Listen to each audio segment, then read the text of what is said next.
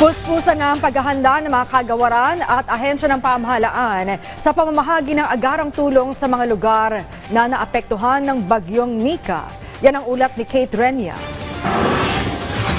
Magpapatuloy ang mga operasyon ng disaster response ng mga field office ng Department of Social Welfare and Development o DSWD para sa mga pamilya at individual na apektado ng bagyong Marce at habang sabay rin pinaghahandaan ang kanilang tugon para sa bagyong Nika.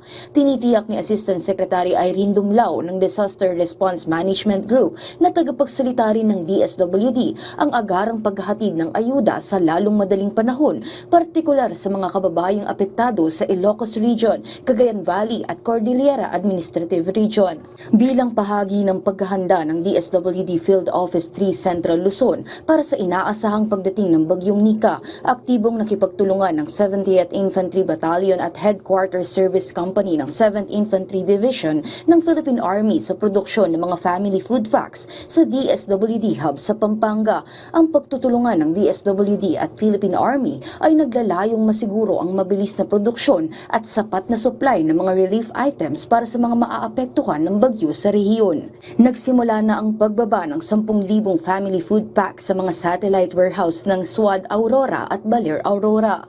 Samantala nakarating na sa probinsya ng Batanes ang 8,995 FFPs mula sa DSWD sakay ng BRP Gabriela Silang ng PCG at C-130 aircraft ng Philippine Air Force. Inayos na rin ang Mobile Command Center ng DSWD Field Office para sa mga kababayan sa Cagayan Valley, Marag sa Luna, Apayao at SWAD Aurora. Tiniyak naman ng Coast Guard ng District Northwestern Luzon na ang lahat ng mga tauhan at mga kagamitan para sa pagresponde ay handa na upang tumulong sa mga lokal na pamahalaan para sa posibleng pagsasagawa ng mga evacuation at rescue operations bilang paghahanda sa posibleng epekto ng Severe Tropical Storm Nika.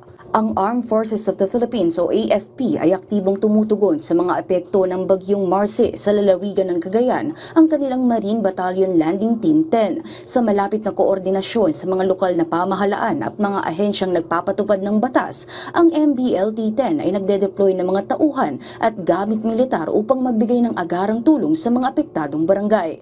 Kate Renya para sa Pambansang TV sa Bagong Pilipinas.